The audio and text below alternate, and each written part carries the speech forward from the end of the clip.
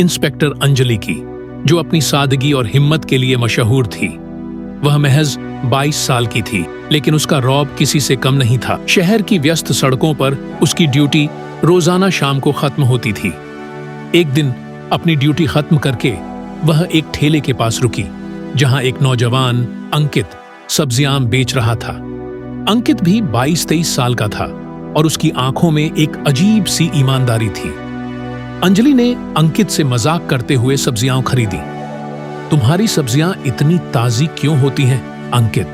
कहीं तुम इन्हें सीधे खेत से तो नहीं चुरा लाते? अंजलि की बात सुनकर अंकित हंस पड़ा।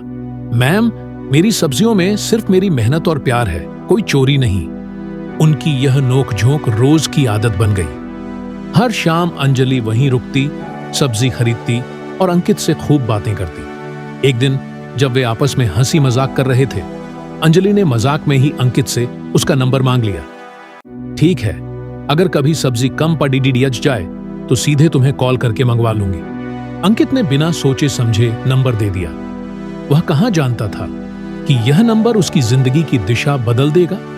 शुरुआत में तो दोनों के बीच सिर्फ सब्जी और काम की बातें होती थीं, लेकिन धीरे धीरे बातों में गहराई आने लगी। वे एक दूसरे से अपने सपनों, डर और बचपन की कहानियों के बारे में बताने लगे। अंजलि ने अंकित को बताया कि पुलिस की नौकरी बाहरी तौर पर कितनी सख्त है, लेकिन अंदर ही अंदर वह भी एक आम लड़की लड़की है जो प्यार और देखभाल चाहती है। अंकित ने बताया कि वह सब्जी बेचता है, पर उसका सपना है एक दिन अपना बड़ा बिजनेस शुरू करने का। धीरे धीरे उनकी दोस्ती प्यार में बदल गई। एक रात अंजलि ड्यूटी पर थी। एक बड्ढे गैंगस्टर जिसका नाम काला था, उसकी तलाश में पुलिस की टीम निकली हुई थी। काला शहर का सबसे खूंखार अपराधी था और कई महीनों से पुलिस उसे ढूंढ रही थी। उसी रात अंजलि को सूचना मिली कि काला शहर के बाहरी इलाके में छिपा हुआ है। वह अपनी टीम के साथ तुरंत वहां पहुंची। वहां एक भयानक गोलीबारी शुरू हो गई और अंजलि ने अपनी बहादुरी से कई बदमाशों को पकड़ लिया।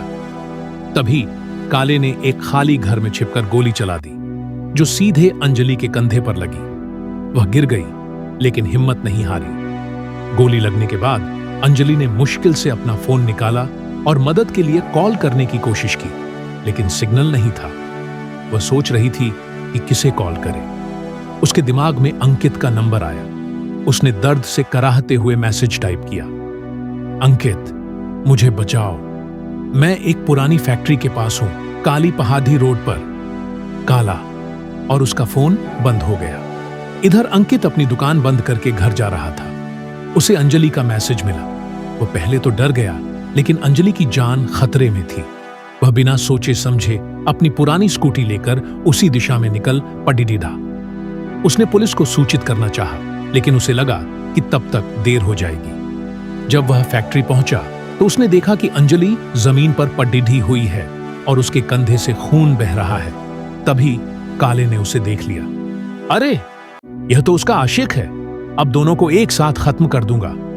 काला बंदूक लेकर अंकित की तरफ बढ़ा। अंकित ने डरते हुए भी हिम्मत नहीं हारी। उसने देखा कि वहां कुछ पुरानी लकड़ियां पड़ी हैं। उसने तेजी से एक लकड़ी उठाई और पूरी ताकत से काले के सिर पर मार दी। काला लड़खड़ाकर गिर पड़ा। अंकित ने तुरंत पुलिस को कॉल किया और अंजलि को संभालने लगा। जल्द ही पुलिस की टीम वहां पहुंची। काला पकड़ा गया और अंजलि को तुरंत अस्पताल ले जाया गया। अस्पताल में अंजलि होश में आई तो उसकी आंखें अंकित को ढूंढ रही थी। अंकित उसके पास गया।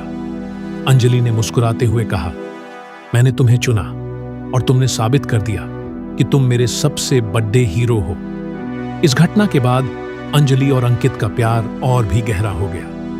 अंजलि ठीक होकर ड्यूटी पर वापस आई, लेकिन इस बार उसके दिल में सिर्फ पुलिस की वर्दी ही नहीं, बल्कि अंकित का प्यार भी था।